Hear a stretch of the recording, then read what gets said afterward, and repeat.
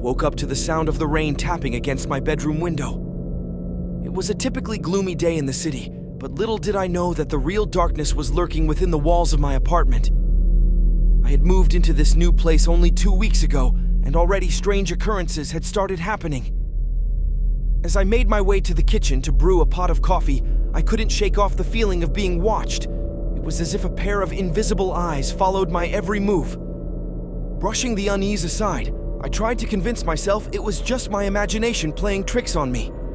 However, it soon became apparent that something sinister was at work.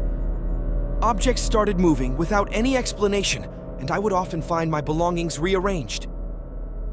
I attributed it to my forgetfulness, even though deep down I knew that something unnatural was happening.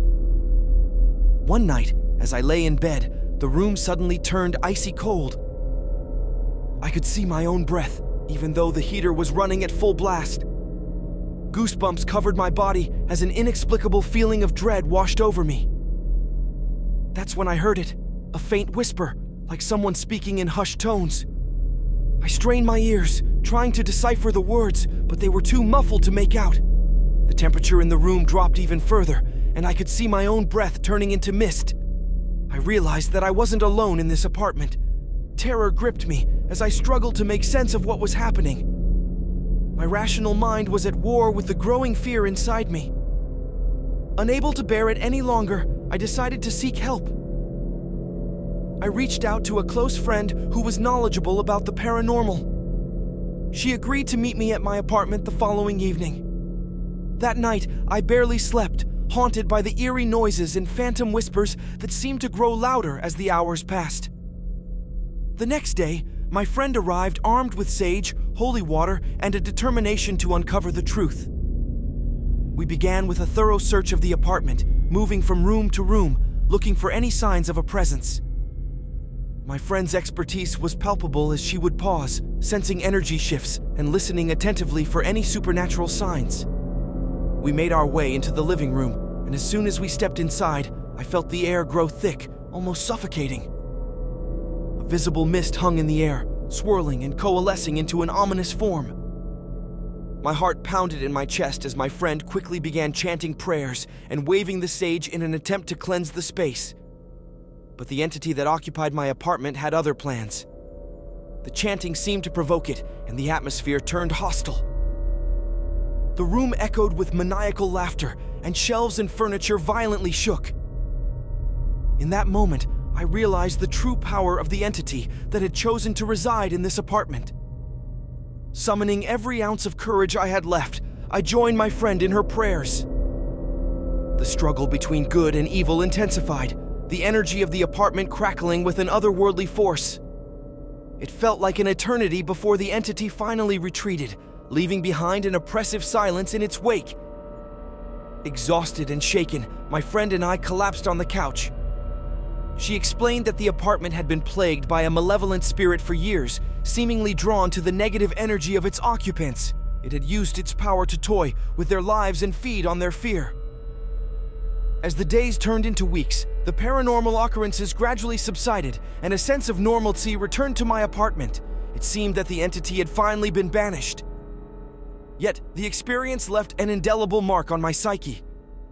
I became more attuned to the energy around me, never forgetting the dark forces that exist in the shadows.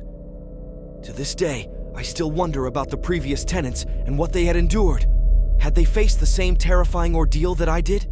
The apartment may no longer be haunted, but the memories of those dark days will forever remain etched in my mind, a chilling reminder of the supernatural horrors that can exist within the confines of a seemingly ordinary space.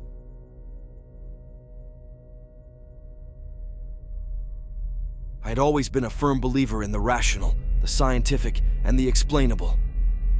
Ghost stories and tales of hauntings were nothing more than a product of overactive minds and vivid imaginations. That was until I moved into the old apartment building on Elm Street. The exterior of the building held an eerie charm. The paint was peeling and the windows were cracked, giving it an overall gloomy appearance. But I dismissed it as merely the testament of time on an aging structure. Little did I know, the true horror awaited inside. On my first night in the apartment, The weight of my belongings had barely settled before strange occurrences began. As I drifted off to sleep, a chilling breeze crept through the room, causing the hair on my neck to stand on end. I reached for the blanket, desperately trying to shake off the unease, but it was futile. There was something unnatural about the air. That night, I experienced the most vivid nightmare of my life. I found myself trapped in a never-ending loop, desperately running through endless corridors, doors slamming behind me, and a haunting laughter echoing in the distance. Each time I thought I had escaped, I would find myself back where I started, the fear growing with each repetition. I woke up in a cold sweat, feeling as if the nightmare had seeped into the very fabric of my being, but it was just a dream, I reasoned, nothing more than the imaginings of a weary mind. However, as days turned into weeks, the whispers and footsteps in the apartment grew louder, and the nightmare seemed to have escaped the confines of my sleep. Objects started moving on their own accord, doors slamming shut without warning, and shadow figures darting in the periphery of my vision. I could feel their gaze upon me, watching my every move. The once comforting shelter of my home had become a prison of terror. One evening, I mustered the courage to invite my friend over. Together, we began our investigation, determined to find a rational explanation for the strange occurrences. Armed with a camera and a voice recorder, we ventured into the darkest corners of the apartment. As we captured images and listened to the playback, the undeniable evidence of an unseen presence emerged. Orbs floated in midair, disembodied voices whispered faintly in the background, and a bone-chilling growl reverberated through the recordings. It was as if the apartment had become a conduit for the supernatural. Our rational minds struggled to comprehend the unexplainable. How do you confront an entity that defies science and logic? We sought the assistance of experts in paranormal investigations, hoping for a resolution, but they too were left perplexed. The apartment seemed to have a hold on the other side, a powerful force that could not be easily deterred. As the months went by, the encounters with the supernatural escalated. Sleep became a luxury, as nightmares and chilling whispers plagued my nights.